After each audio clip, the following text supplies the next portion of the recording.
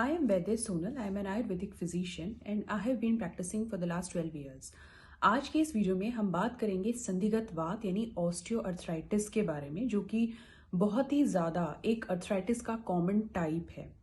इस बीमारी का क्या लक्षण होते हैं, क्या इसके निदान होते हैं और किस तरह से इसका ट्रीटमेंट आयुर्वेद में बताया गया है, ये सभी बातें आज के इस वीडियो में हम जानेंगे। तो वीडियो में बने रहें और स्टार्ट कर लेते हैं आज का ये वीडियो। देखिए, ऑस्टियोआर्थराइटिस यानी कि संधिगत वात, ये मुख्यतः अस्थिगत संधियों को प्रभावित करता है।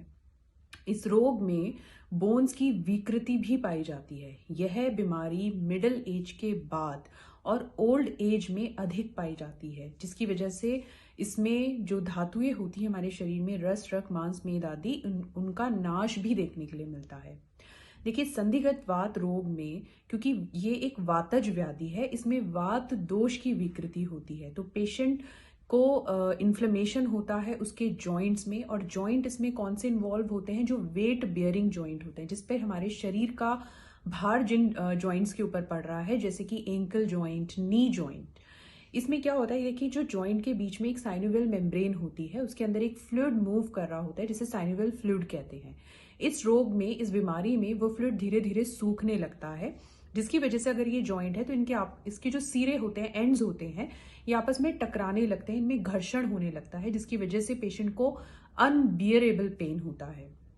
इसके साथ ही जब पेशेंट चलता है तो चलने पर उसके जॉइंट से कट कट की आवाज आती है, जिसे क्रेपिटेशंस कहते हैं, और इसी वजह से उसे चलने में, उठने में, बैठने में भी बहुत ज्यादा परेशानी होती है। क्योंकि ये जो रोग है, ये वात दोष की विकृति की वजह से हुआ है और ये जॉइंट्स को भी विकृत कर देता है। ये एक डीजनरेटिव बीमारी है, जिसमें धीरे धीरे जो जॉइंट के जो टिश्यूज होते हैं वो डीजनरेट करने लगते हैं। इसमें जॉइंट का जो मूवमेंट होता है, आंकुंचन और प्रसारण यानी फ्लेक्शन और एक्सटेंशन, वो नॉर्मली नहीं हो पाता है। इसी वजह से पेशेंट को जब भी जॉइंट का मूवमेंट होता है तो उसे प्रॉब्लम होती है, उसे पेन होता है। जॉइंट्स में इन्फ्लेमेशन भी इसमें देखने के लिए मिलती है। तो अब जानते हैं कि इस बीमारी के, संधिगत वात के, क्या निदान, क्या पॉजिटिव फैक्टर्स हैं, मतलब किन लोगों में होने की संभावना होती है, किन कारणों की वजह से ये बीमारी होती है।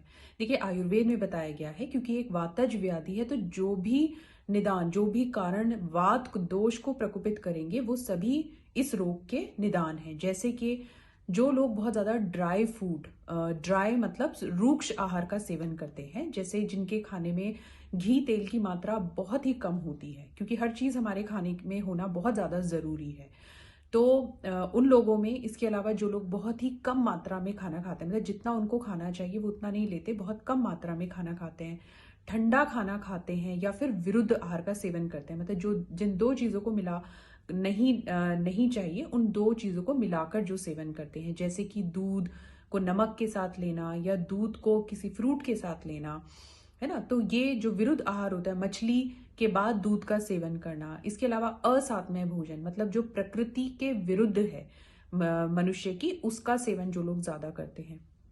इसके साथ जो लोग रात में ज्यादा देर तक जागते हैं, जो लोग बहुत ज्यादा सोच विचार, ओवर स्ट्रेस या एंजाइटी जिन लोगों में ज्यादा देखने के लिए मिलती है, दुखी रहते हैं, डिप्रेस रहते हैं, तो इन लोगों में भी वात की विकृति हो जाती है। इसके साथ ही साथ देखिए, जो लोग बहुत ज्यादा मूव नहीं करते, मतलब बहुत ज्यादा टाइम तक बैठे रहते हैं या बहुत ज्यादा लंबे टाइम तक लेटे रहते हैं, उन लोगों में भी वात दोष की विकृति हो जाती है। प्लस जो लोग दिन में सोते हैं और फास्ट ज्यादा करते हैं, देखिए, ये सभी कारण हमारे शरीर में वात दोष को प्रकोपित करते हैं, और वात दोष प्रकोपित होने के बाद ये बीमारी यानी जो संधिगत वात रोग है, इसको जो है इसकी उत्पत्ति होती है।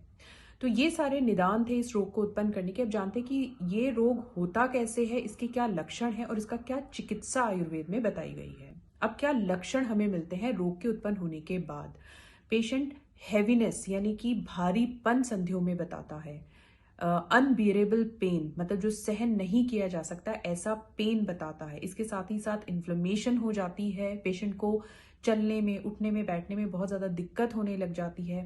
जब पेशेंट चलता है तो उसकी संधियों से कटकट की आवाज यानी क्रेपिटेशंस सुनाई देते हैं। तो ये सभी लक्षण इस रोग में देखने के लिए मिलते हैं।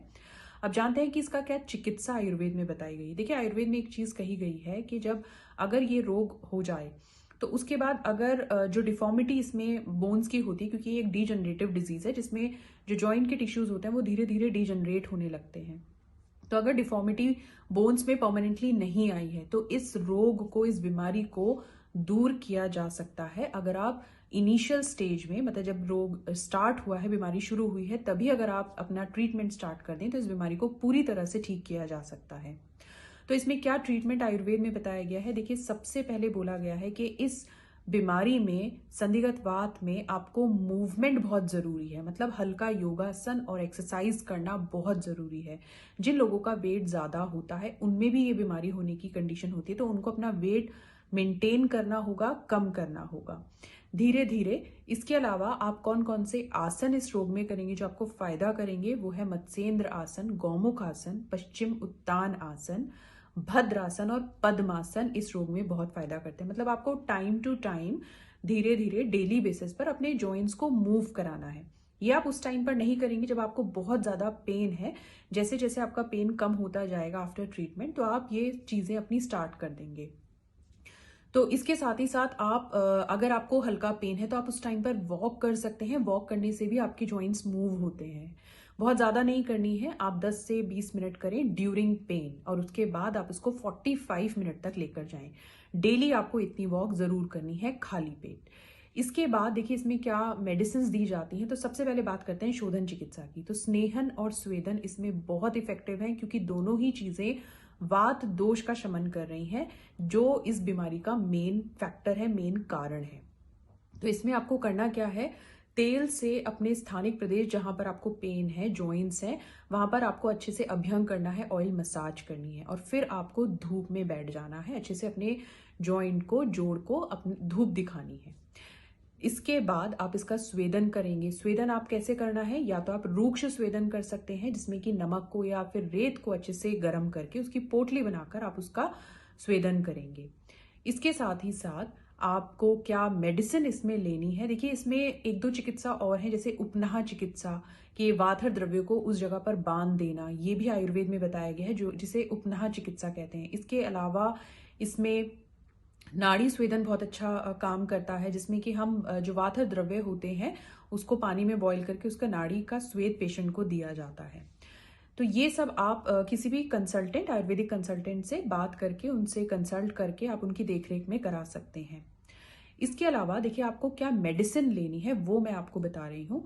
यह है सिंहनाद गुग्गुल। सिंहनाद गुग्गुल के 2 गोली सुबह और 2 गोली शाम को आपको खाना खाने के बाद लेनी है। ये बहुत ही ज्यादा इफेक्टिव है, बहुत ही ज्यादा मतलब ये एक तरह की रसायन औषधि बोली गई है आयुर्वेद में, जो इसके दर्द को, सूजन को दूर करने में बहुत ही हेल्प करती है। सिंहनाद गुग्गुल अगर नहीं मिलेगा तो आप इसमें महायोगराज गुग्गुल भी ले सकते हैं। ये दोनों ही चीजें बहुत, इनका रोल बहुत अच्छा है इस बीमारी में, तो इसका आप सेवन करें।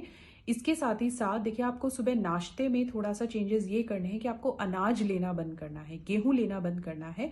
इसकी जगह क्या लेना है? आप दूध लेंगे 1 गिलास, उसमें आप 7 बादाम रात को भिगाए हुए उनका पेस्ट बनाकर और 4 काली मिर्च का चूर्ण इस दूध में अच्छे से पकाकर आपको इसका सेवन करना है। ये आपके जॉइंट में जो फ्लूइड की कमी हो गई है उसको दूर करेंगे, जो बॉडी में डेफिशिएंसीज हो गई हैं उसको दूर करेंगे, और आपके सूजन को और पेन को दूर करने में बहुत ही ज्यादा हेल्पफुल है।